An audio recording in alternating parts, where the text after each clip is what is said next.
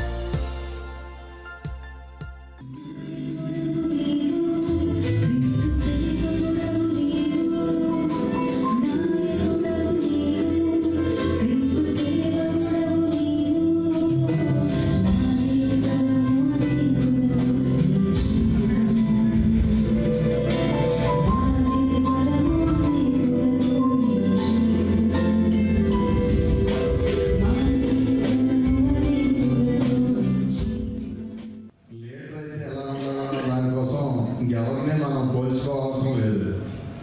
మన చైర్మన్ గారిని, ముత్రాజు గారిని పోల్చుకుంటే చాలు. ఎందుకోసం అంటే ముగ్గురు నుంచి మొదలెట్టి సుమారు ఇప్పుడు 7 లక్షల మంది సభ్యులుగా ఉన్నారు. అందుకంటే లీడర్షిప్ మనకి ఏం కావాలి?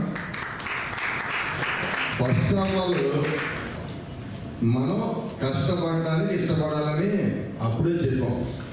కాపు కళ్యాణ మండపంలో 2011లో కాపు కళ్యాణ మండపంతో 2000 మంది యువకులతో మీటింగ్ పెట్టి ఎవరైనా, నేనైనా, ఈ దేశ ప్రధానైనా, ఈ రాష్ట్ర ముఖ్యమంత్రి అయినా, మీరైనా, ఇంకా కిందవారైనా ఫస్ట్ ఆఫ్ ఆల్ కష్టపడటానికి ఇష్టపడాలి. ఎంత కష్టమైనా అప్పుడు లీడర్షిప్ వస్తుంది. కష్టపడకుండా ఫలితాలు వచ్చిన దాఖలాలు ఎక్కడ ఏ దేశంలోని, ఏ వ్యక్తిలోని, ఏ కుటుంబాలు లేవు. తెల్లవారిలో కూర్చొని చదివితేనే మార్నింగ్ 10th క్లాస్ పరీక్ష రాయగలరు తప్ప పరీక్ష లేచి పొగడు రాసుకుని వెళ్తే పరీక్ష రాయగలరు. ప్రస్తుతం కూరగాయల ధరలు ఆకాశాన్ని అంటుతున్న నేపథ్యంలో వీటి ధరలు చూసి సామాన్యులు అల్లాడిపోతున్నారు. ఇలాంటి సమయంలో కూరగాయలు ఉచితంగా ఇస్తున్నారనే టాక్ రావడంతో ఒక్కసారిగా ప్రజలు ఎగబడ్డారు. దీనికి సంబంధించిన వీడియో సోషల్ మీడియాలో వైరల్ అవుతోంది. పెద్దపల్లి జిల్లా కేంద్రంలోని కూరగాయల మార్కెట్లో వ్యాపారులు టన్నుల కొద్దీ కూరగాయలను ప్రజలకు ఉచితంగా అందిస్తున్నారు. ఈ విషయం తెలుసుకుని ప్రజలు భారీ సంఖ్యలో మార్కెట్కు తరలివచ్చారు. అంతేకాక తమ వెంట తెచ్చుకున్న సంచుల్లో అన్ని రకాల కూరగాయలను తీసుకువెళ్లారు. మరికొందరైతే సంచులు కూరగాయలు పట్టుకెళ్లారు. ఇలా ఫ్రీగా కూరగాయలను ఇవ్వడంపై చాలా మంది సందేహం వ్యక్తం చేశారు. మార్కెట్లో హోల్సేల్, రీటైల్ కూరగాయల వ్యాపారుల మధ్య వివాదమే కూరగాయల పంపిణీకి కారణమని తెలుస్తోంది. హోల్సేల్ వ్యాపారులు రీటైల్ గా కూరగాయలు విక్రయించడాన్ని నిరసిస్తూ కూరగాయలను ఇలా ఫ్రీగా పంచిపెట్టారు. ఈ వీడియో ప్రస్తుతం సోషల్ మీడియాలో వైరల్ గా మారింది. రాష్ట్ర వ్యాప్తంగా శ్రీకృష్ణ జన్మాష్టమి వేడుకలను ఆలయాల్లో వైభవంగా నిర్వహించారు. తిరుపతి జిల్లా శ్రీకాళహస్తిలోని గోశాల్లో శ్రీకృష్ణాష్టమి పర్వదినాన్ని భక్తి శ్రద్ధలతో నిర్వహించారు. వివిధ రకాల పుష్పాలతో ఆలయాన్ని, దేవతామూర్తుల విగ్రహాన్ని ప్రత్యేకంగా నిర్వాహకులు ముస్తాబు చేశారు. ఈ సందర్భంగా ఆలయ అధికారులు గోమాతకు విశేష పూజలు నిర్వహించారు.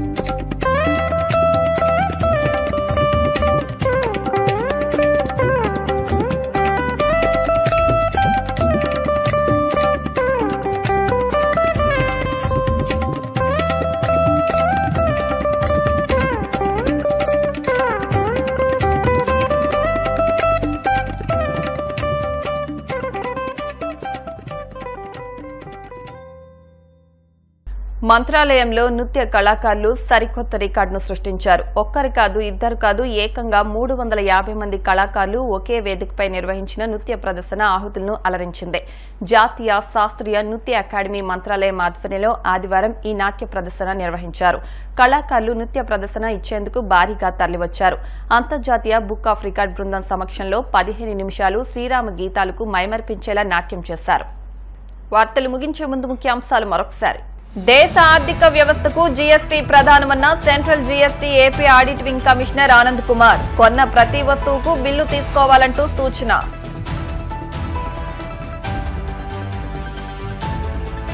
కాకినాడ మధురానగర్లో ఘనంగా శ్రీకృష్ణ జన్మాష్టమి వేడుకలు. స్వామి దర్శనానికి వేలాదిగా తరలివచ్చిన భక్తులు.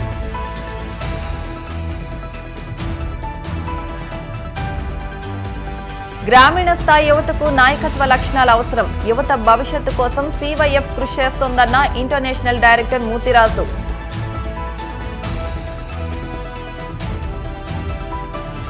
తెలంగాణలోని పెదపల్లి జిల్లాలో కూరగాయ వ్యాపారుల మధ్య విభేదాలు. ఆగ్రహంతో ప్రజలకు ఉచితంగా పంచిన వ్యాపారులు. ఈ వార్తలు ఇంతటితో సమాప్తం. మరిన్ని వార్తల కోసం BCN digital YouTube channel, Facebook పేజ్ను ఫాలో అవ్వండి. అప్డేట్ వార్తల కోసం ప్లీజ్ సబ్స్క్రైబ్.